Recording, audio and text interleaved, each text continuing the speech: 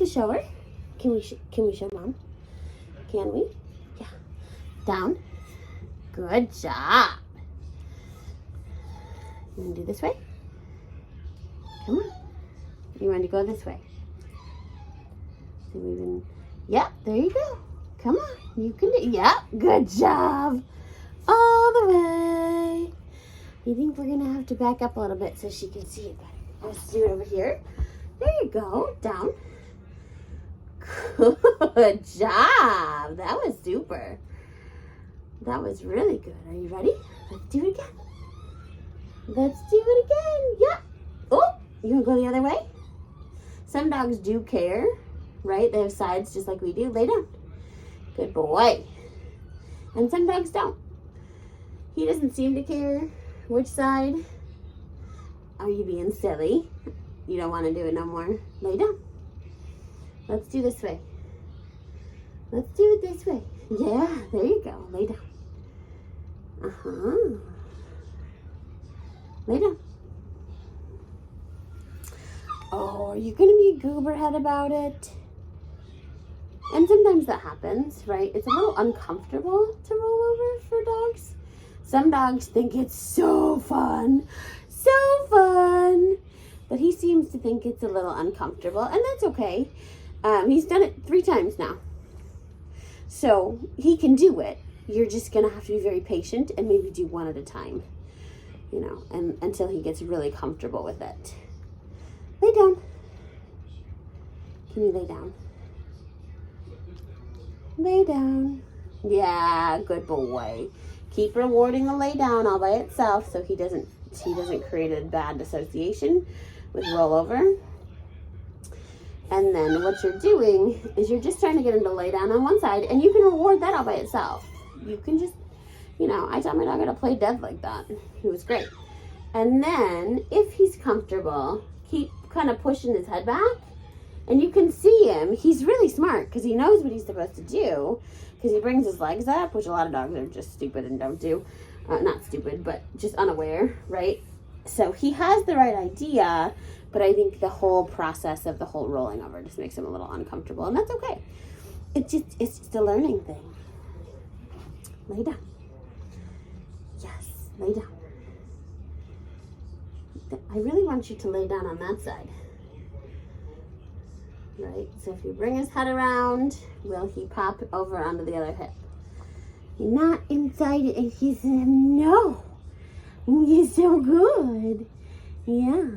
Oh, no, you got the whole piece. But I brushed him today, Mom, and he was so good about being brushed all over. And then I trimmed the hair on the left side, both feet, so the front and the back with no problem. And then I dremeled his nails on the left side with no problem, both front and back. So we are making progress, and I'll have to show you his front feet because they look ridiculous. You look a little silly with no hair on your front toes. Yes, you do. And there's plenty of hair. There's still lots of hair. It's just that the other side is more.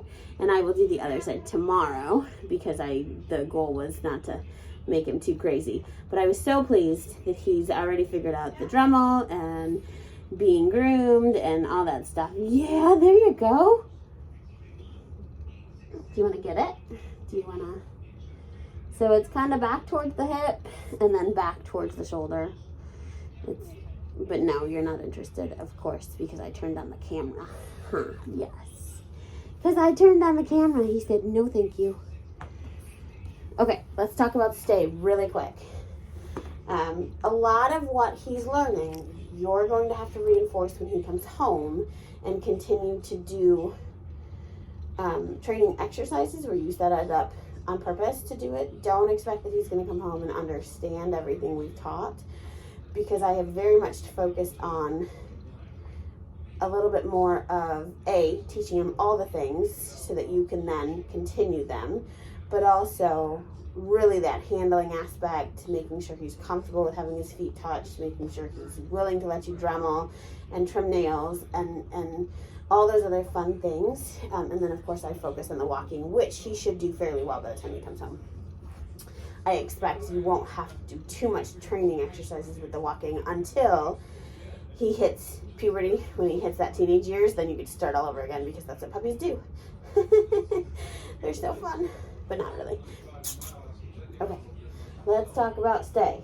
It does not matter if he is sitting, laying, or standing. That is entirely up to you as to what you choose to do with that. It is so nice. When you teach stay, I teach stay, which is the hand signal, right? So I'm going to show him my palm, and then I'm going to take it away. I'm not, so stay, right? And I do it from up here, but same thing. And then I'm just going to reward him for sitting here and staring at me, because that's what I want, right? It's for him to sit and stay. I'm not moving, he's not moving. He gets rewarded. Hey, Keller, stay. Good boy. Okay.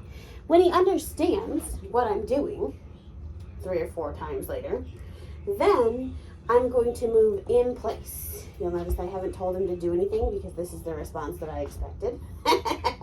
Was that too much enthusiasm for you?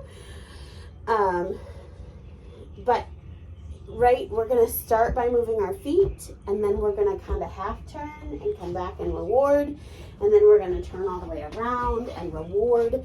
Before we ever move away from him, he's going to be so used to us moving, he's never going to even flinch when we walk away.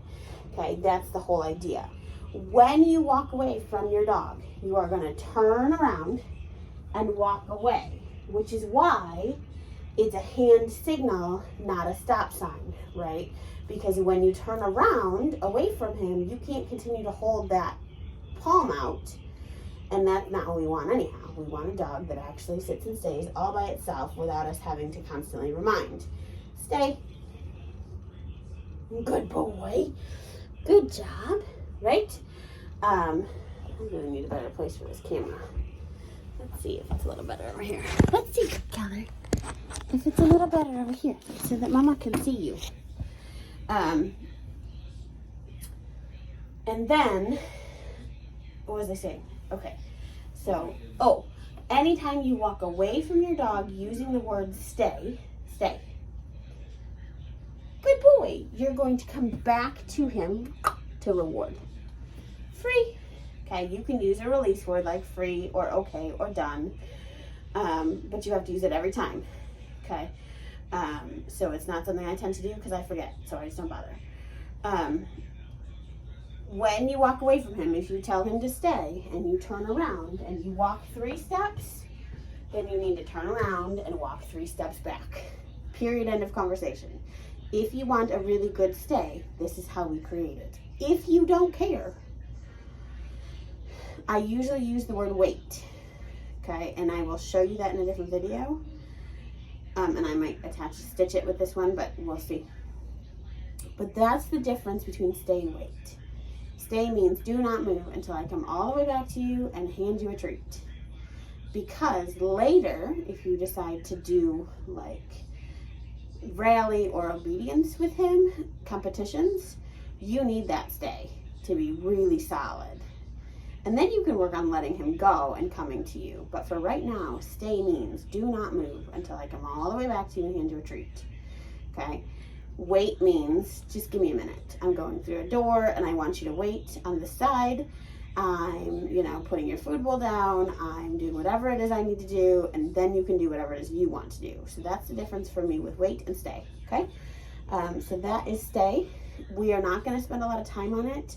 It's not something I do a lot of with my puppies or my dogs because most people don't use it unless they're choosing to do obedience at some point. Is it good for your dog? You bet. Absolutely.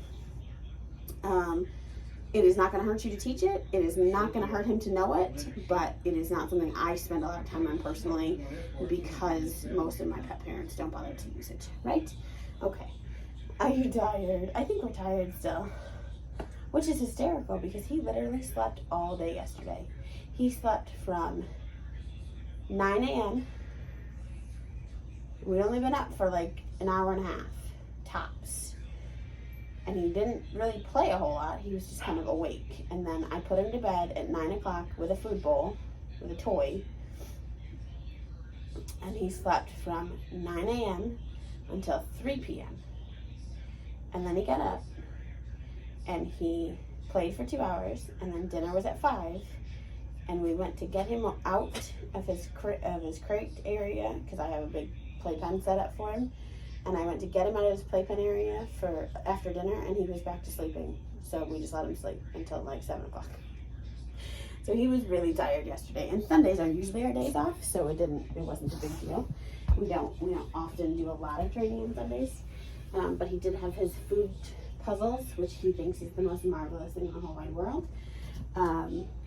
So he's a big fan of those, and I will give you more information on that as well. So this is what I know. We'll do a little bit more this afternoon. We'll talk to you guys later.